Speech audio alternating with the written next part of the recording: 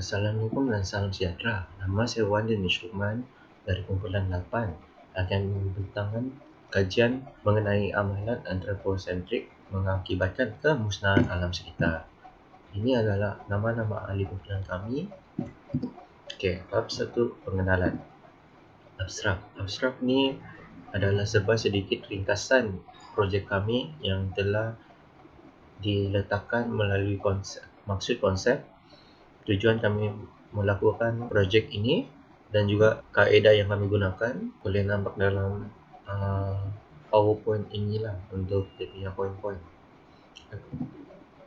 Next is pendahuluan, iaitu first kami letak definisi anthropocentrism, iaitu kepercayaan atau keyakinan yang manusia adalah entiti terpenting di alam semesta.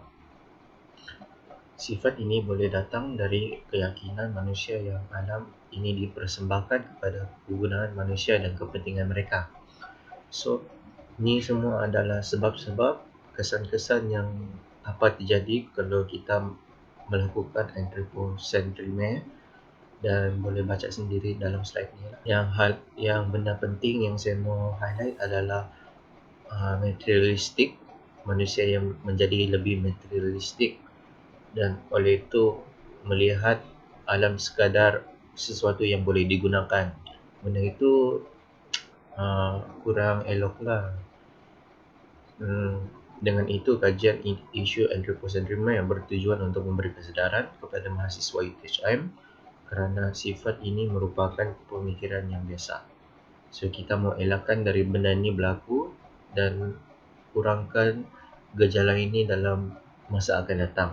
Macam mana kami buat persiapan untuk research untuk projek ini adalah dengan merujuk kepada kajian yang terdahulu berkaitan isu ini dan mendapat persepsi untuk mencari langkah untuk mencegahkan gejala ini. Rasanya itu saja dari saya. Sekian dan terima kasih.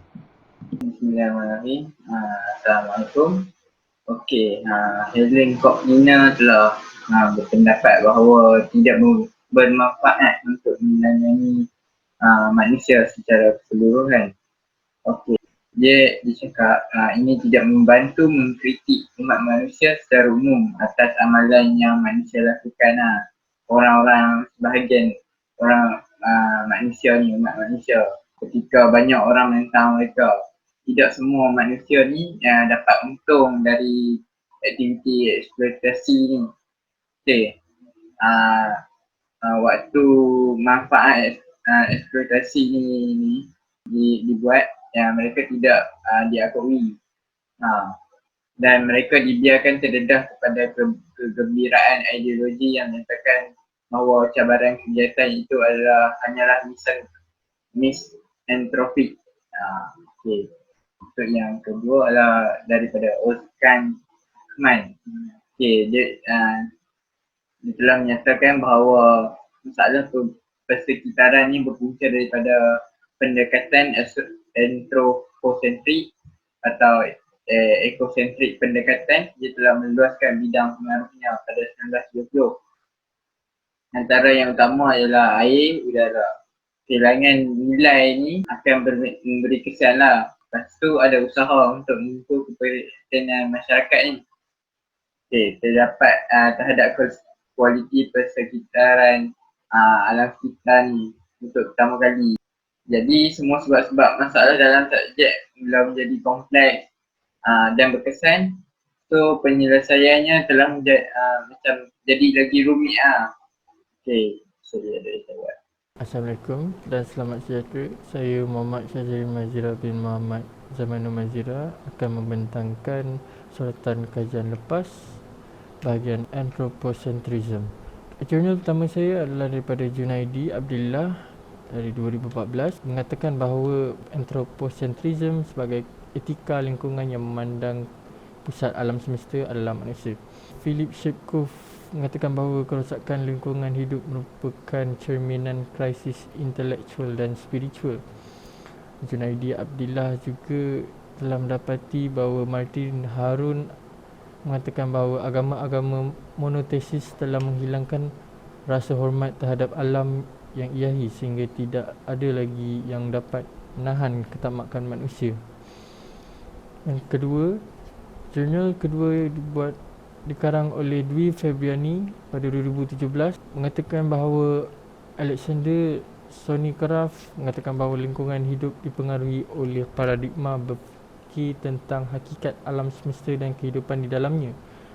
Beliau juga mengatakan bahawa Otto Sommarwoto mengatakan bahawa manusia dan lingkungan hidup harus mempunyai hubungan kehidupan yang baik, sistematik dan diorganisasikan untuk mencapai keberlangsungan kehidupan ini, dan etika bukan hanya berlaku pada manusia tetapi juga berlaku pada lingkungan hidup. Sekian, terima kasih daripada saya. Assalamualaikum warahmatullahi wabarakatuh. Hari ini nama saya Muhammad Kelaris bin Sauda, nombor cek AI 190036. Hari ini saya akan menceritakan tentang kajian tabatan untuk antropocentrisme. Pertama sekali, menurut Hu dan Eugene di dalam tesis mereka pada tahun 2002, mereka menulis mengenai seorang tokoh alam sekitar di United States iaitu John Muir di dalam tesis mereka. Muir mempertikaikan konsep Kristian mengenai penguasaan manusia terhadap alam semula jadi. Muir juga menegaskan bahawa setiap bentuk hidupan mempunyai kebaikannya sendiri dan menyatakan manusia merupakan sebahagian dari alam semula jadi. Seterusnya, Evan Nieberg iaitu pada tahun 2019 telah menyatakan dalam artikelnya yang bertajuk Teachers and Student Teachers Attitudes Towards Nature and Environment bahawa hubungan manusia dengan alam sangat penting untuk kesedaran untuk pengembangan tindak balas etika terhadap persekitaran tempat tinggal. Bukan itu sahaja, dia juga mendapati bahawa terdapat peningkatan minat terhadap dimensi etika pendidikan alam sekitar dan juga pembangunan hasil daripada penyelidikan beliau. Dia juga mengatakan bahawa tanggungjawab etika berkaitan dengan generasi akan datang juga, malahan alam semula jadi itu sendiri. Seterusnya, Tran Gonsmo Jacobson pada tahun 2016 melalui artikelnya Environmental Ethics, Anthropocentrism and Non-Anthropocentrism Revised in the Light of Critical Realism menyatakan bahawa beberapa ahli falsafah eko mendakwa kewajipan manusia terhadap dunia semula jadi hanya bersyarat. Dia juga menyatakan bahawa falsafah antropocentrik menganggap bahawa hanya manusia mempunyai makna moral. Dia juga menganggap bahawa falsafah eko tidak bersetuju dengan mengatakan bahawa manusia mempunyai kewajipan khusus terhadap fenomena alam. Itu sahaja daripada saya. Sekian, terima kasih. Baik, menerusi sorotan kajian lepas yang seterusnya iaitu daripada Paulus Edwin Sasmito pada tahun 2018.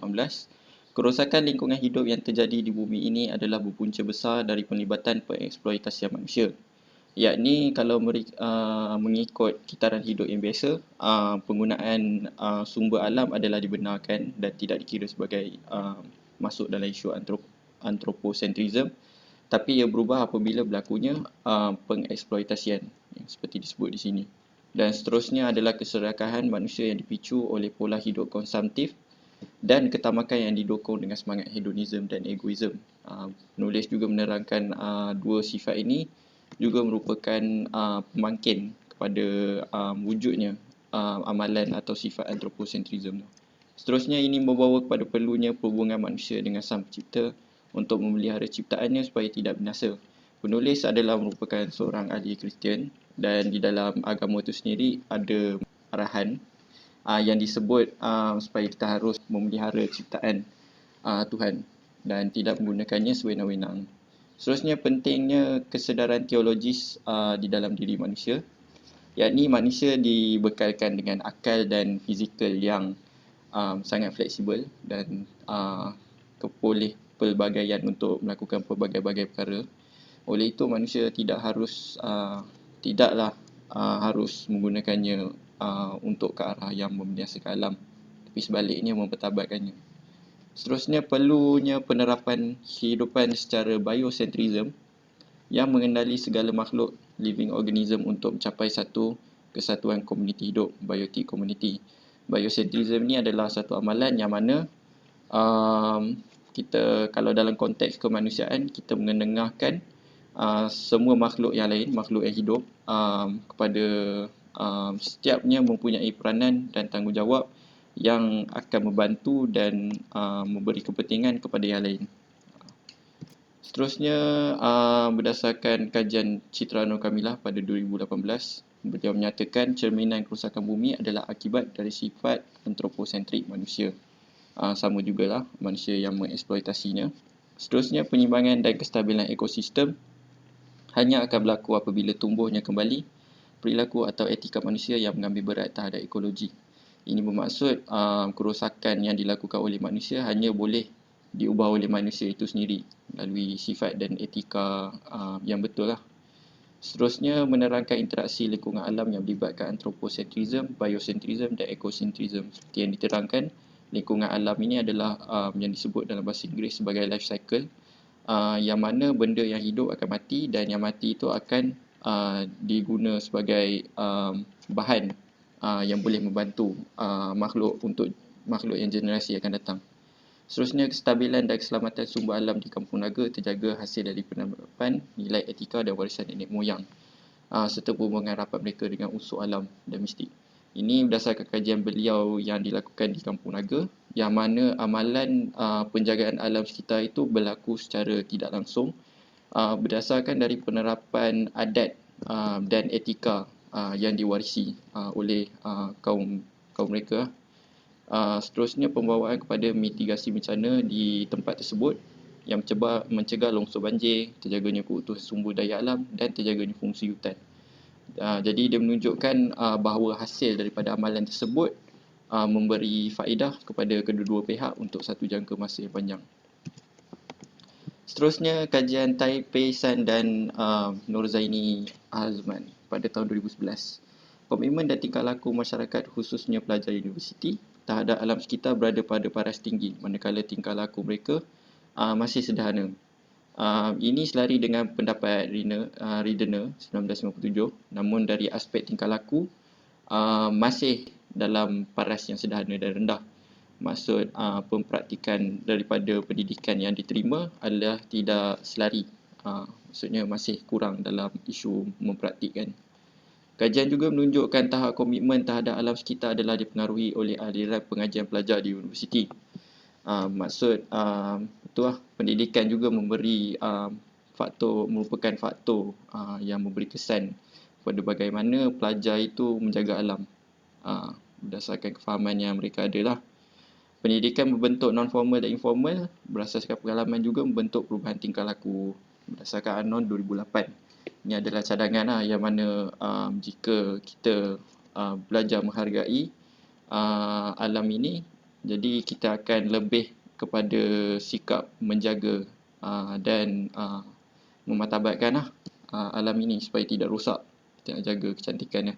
Seterusnya, perubahan drastik dalam masa yang singkat bukanlah solusi tapi bentuk pelepasan sementara yang akan menimbulkan masalah teras pada masa yang akan datang. Penulis menerangkan bahawa isu penjagaan alam sekitar yang dilakukan ibarat hangat-hangat tai ayam ini akan jadi masalah sebab dia satu proses yang perlu konsisten, bukannya dilakukan sekali kemudian selesai. Jadi itu saja daripada saya. Terima kasih. Hai, nama saya David Tiong Lunggui. Hari ini saya membentangkan bab 3 metodologi kajian. Pengenalan metodologi kajian. Menurut Oman Muhammad, metodologi merupakan prosedur yang sistematik menggabungkan penyelesaian pendekatan kajian. Ia bertujuan memberi penjelasan bagaimana kajian dijalankan, data-data dipoli dan dianalisis bagi merupakan maklumat yang tepat. Antara maklumat yang diambil kira dalam metodologi ialah pendekatan kajian, bentuk kajian, kerangka metodologi dan rumusan. Seterusnya adalah tentang pendekatan kajian. Kajian dijalankan secara kuantitatif yang melalui Google Form yang diadakan kepada pelajar-pelajar UTHM. Mengumpul data-data daripada responden dan maklumat kita kumpul salah satu kaedah untuk mendapatkan hasil kajian dengan tepat. Kajian secara kuantitatif juga merupakan kajian secara umumnya yang menggunakan analisis statistik. Ia juga mampu menerangkan maklumat secara holistik dalam keadaan sebenar. Seterusnya adalah tentang reka bentuk kajian. Menurut Caswell 2015, reka bentuk kajian tinjauan adalah prosedur dalam pendidikan kuantitatif dan kualitatif yang mana pengaji menyerahkan satu tinjauan terhadap sampel atau keseluruhan populasi. Maklumat daripada responden dikumpul dan diambil kira hanya melalui laman Google Form. Seterusnya adalah tentang kerangka metodologi kajian. Kerangka ini menjadi penanda aras proses yang akan dilakukan maupun telah dilakukan dalam kajian ini. Gambaran atau teori-teori yang dipakai sebagai landasan penelitian yang akan dilakukan. Segala aspek kajian dipastikan tiada yang tertinggal dan antara kajian itu ialah objektif kajian, persoalan kajian, kepentingan kajian dan sebagainya. Seterusnya rumusan. Rumusan meringkaskan tentang mengenai metodologi kajian. Ia juga menerangkan harapan pendidik dalam melakukan kajian ini. Ia juga menerangkan faktor-faktor yang boleh menjadi penghalang kepada pendidik dalam kajian studi. Assalamualaikum warahmatullahi wabarakatuh dan salam sejahtera. Nama saya Muhammad Aimanuddin. Hari ini saya nak membentangkan sedikit tentang bahagian A, iaitu demografi responden di bawah Jabatan Kajian. Untuk jantina dan bangsa, majoriti lelaki yang menjawab soal selidik ini, manakala pada bangsa Melayu yang paling ramai menjawab soal selidik ini. Untuk agama dan umur, majoriti yang menjawab agama Islam. Untuk umur, majoriti responden berumur 18 hingga 20 tahun. Bagi fakulti pula, fakulti yang paling ramai menjawab soal selidik ini ialah daripada Fakulti Sains Komputer dan Teknologi Maklumat. Bagi tahun pengajian responden pula paling ramai di tahun 1. Sekian daripada saya. Terima kasih. Hai, Assalamualaikum warahmatullahi wabarakatuh. Nama saya Muhammad Syafiq bin Syamsuddin daripada Kumpulan 8, dan saya akan membentangkan bahagian B, iaitu menguji kefahaman responden mengenai konsep anthropocentrism dan anthropocentric, iaitu dalam bab 4 dapatan kajian. Baiklah, secara keseluruhan dan mengikut perhitungan, terdapat 72.38%, dan apabila dibundahkan menjadi 72% responden yang telah menjawab soalan dengan betul, dan sebaliknya 27.61% dan telah dibundahkan 28% responden yang telah menjawab soalannya dengan salah. Ini dapat disimpulkan bahawa para responden kebanyakannya faham dan tahu mengenai konsep anthropocentrism dan anthropocentric ini. Sekian itu daripada saya. Assalamualaikum warahmatullahi wabarakatuh. Assalamualaikum warahmatullahi wabarakatuh. Nama saya Amir Azmuddin bin Azmi dan saya akan membentangkan kajian analisis bahagian C. Okey, berdasarkan graf-graf yang kita dapat lihat, respon daripada responden ini jelaslah bahawa secara majoriti mereka mampu memilih jawapan yang baik dan benar terhadap kenyataan yang telah diberikan oleh kami. Okey, kesimpulannya, masyarakat tidak akan mudah untuk terhasut ataupun terpengaruh dengan fahaman anthropocentrism ini. Maka disebabkan oleh kebijaksanaan mereka dalam menentukan perbuatan yang betul dan salah itu mampu mengurangkan kadar masyarakat kita terhasut dengan pemikiran negatif ini. Okey, sekian. Terima kasih. Assalamualaikum, nama saya Muhammad Arif Syahmi dan nombor matrik saya AE 190015, dan saya akan mengupas bahagian D, iaitu kesimpulan daripada soalan kaji selidik. Bahagian D ini mengandungi 3 soalan dan hasil menunjukkan kurang penghayatan akan kepentingan alam sekitar kepada hidupan lain merupakan faktor terbesar manusia melakukan amalan anthropocentrik. Sebanyak 68% memilih kepentingan ekosistem perlu diutamakan, dan ini menunjukkan objektif kajian ini dapat dicapai kerana para responden faham akan fahaman anthropocentrism membawa keburukan kepada alam sekitar. Dan 98% bersetuju dengan pernyataan penggunaan alam sekitar perlu dihadirkan demi pemeliharaan ekosistem yang baik dan kepentingan manusia kepada generasi akan datang. Terusnya adalah bahagian kesimpulan kajian. Pelajar UTHM ataupun responden kajian selidik ini secara keseluruhannya dapat mengetahui bahawa keburukan fahaman anthropocentrism ini kepada alam sekitar, dan dia harap pelajar UTHM apabila menuju ke alam pekerjaan dapat menyedari akan fahaman ini perlu dielakkan demi kesejahteraan alam sekitar. Dan secara umumnya masyarakat perlu memupuk rasa cinta akan alam sekitar dan menjaga ekosistem supaya keindahan alam sekitar ini dapat diwarisi kepada generasi akan datang. Sekian sahaja daripada kumpulan kami. Harap para pendengar mendapat manfaat daripada kajian ini. Sekian, terima kasih.